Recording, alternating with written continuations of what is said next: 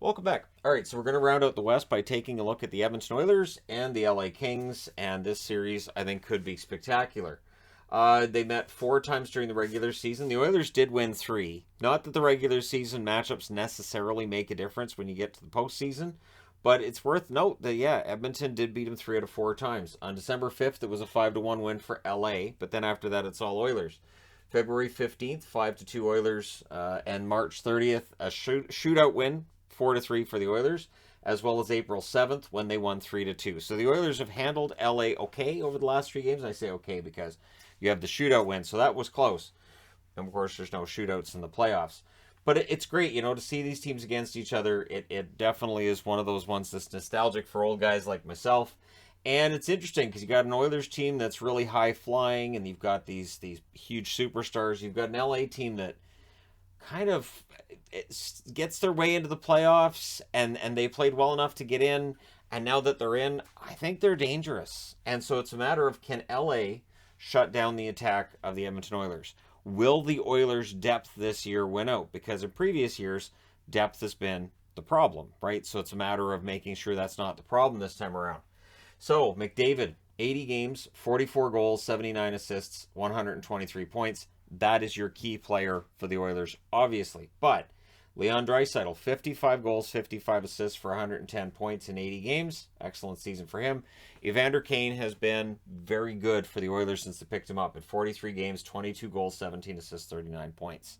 So, and we haven't heard any of the negativity around Kane that we heard around him in San Jose, Buffalo, Edmonton, or Winnipeg. So far in Edmonton, things have been good.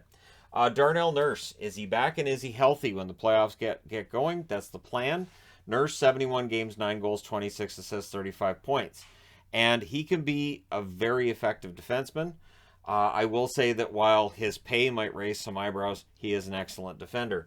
And of course, in net, Mike Smith has had quite the month. He is now 16, 9-2 on the season, 915 save percentage. He's been excellent. And he wasn't their problem last year in the playoffs either. A playoff where, they got swept. But let's go over to the LA side and talk about their key players.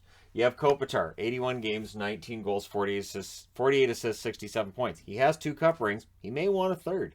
And Kopitar cannot be underrated as a two-way forward with his ability to shut things down on the other team if he needs to. You've got Kempe, who had a fantastic year goal-scoring-wise. 78 games, 35 goals, 19 assists for 54 points. So Kempe, a huge part of the attack. If you're the Oilers, he's the one you're trying to shut down more than anybody else. But Philippe Danault, 79 games, 27 goals, 24 assists, 51 points. These are the kind of point totals that the Montreal Canadiens would have loved to have seen from him, and LA has been very happy with his production. He sets career highs across the board, and we'll see how it goes for him in the playoffs. On the blue line, I'm watching Sean Durzi.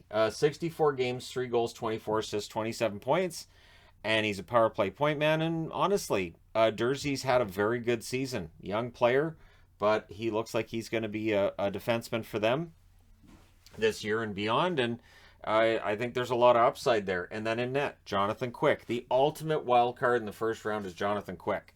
We have a 72% vote for Edmonton. Jonathan Quick can make that look embarrassing quickly. Didn't mean to use that, but hey, that terminology works. 23, 13, and 9 on the season, 910 save percentage. So Quick, kind of up and down overall, but he ended the season strong. Definitely outplayed Peterson for most of the year. The numbers would favor the Oilers when you look at special teams. 26% for them in favor and 16.1% for the Kings. On the penalty kill side, also favors the Oilers, 79.4% to 76.7%. Goals for favors the Oilers, 3.48 versus 2.87, but the goals against favors the Kings. They allow 2.83 goals per game. The Oilers, 3.06 goals against per game. So the Kings, again, their goal differential's close. They make it. And so we'll see how it turns out. For the Edmonton Oilers to get to their overall record, 49, 27, and 6. Their last 10 games, they were 7, 2, and 1. They won 3 in a row. At home, they're 28, 12, and 1. So very good at home. Away from home, 21, 15, and 5. So definitely better at home than on the road. On the LA side of things, to get to 44, 27, and 11, they were 6, 3, and 1 in their last 10. They had an extra time loss in their last game. At home, they're 21, 16, and 4. Away from home, 23, 11, and 7. So this is the key thing, I think, here. LA better on the road than they are at home. The Oilers better at home than on the road. Whichever one of these numbers breaks first. If LA wins in Edmonton, that might be your big difference maker right there. And of course, both teams saw off when it comes to home for the Kings and away for the Oilers. I think this series, and again, I've said this in other videos, I think this series can end up being closer than it might be expected to be. When you look at recent playoff success, not a lot. Not a lot for either of these teams. The Oilers don't make the playoffs in 2018 or 2019. In 2020, they made it, but they lost in the qualifying round 3-1 against Chicago. 2021, they lost in the first round, 4 straight games against Winnipeg, so they're going to be trying to fix that this year. The LA Kings, 2018, they lost in a nail-biter of a sweep against the Vegas Golden Knights, where Jonathan Quick stood on his head, but they couldn't score a goal on Fleury. That was one of the most remarkable first-round series I've ever seen. And then since then, there's been a lot of no. They didn't make the playoffs in 2019, 2020, or 2021. So for the Kings, it's been a long time coming.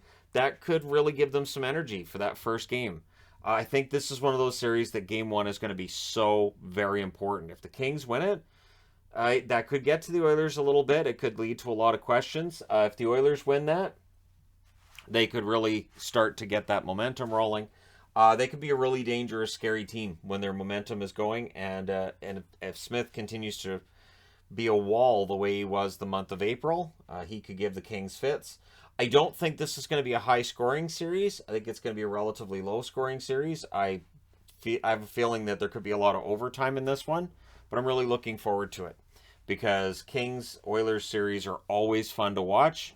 For me as a Canuck fan, I don't have a preference one way or the other. I'm really looking forward to just watching this series and enjoying myself. There's a lot of series I'm going to do that with this year, and I think these playoffs, at least on the surface of it in the first round, they all look fantastic. That being said, let me know in the comment section below which team you're taking for this series. Don't forget to hit like and subscribe if you're browsing your way through. You just happened upon this video. Thank you guys so much for watching, for all your support. I will talk to you again soon.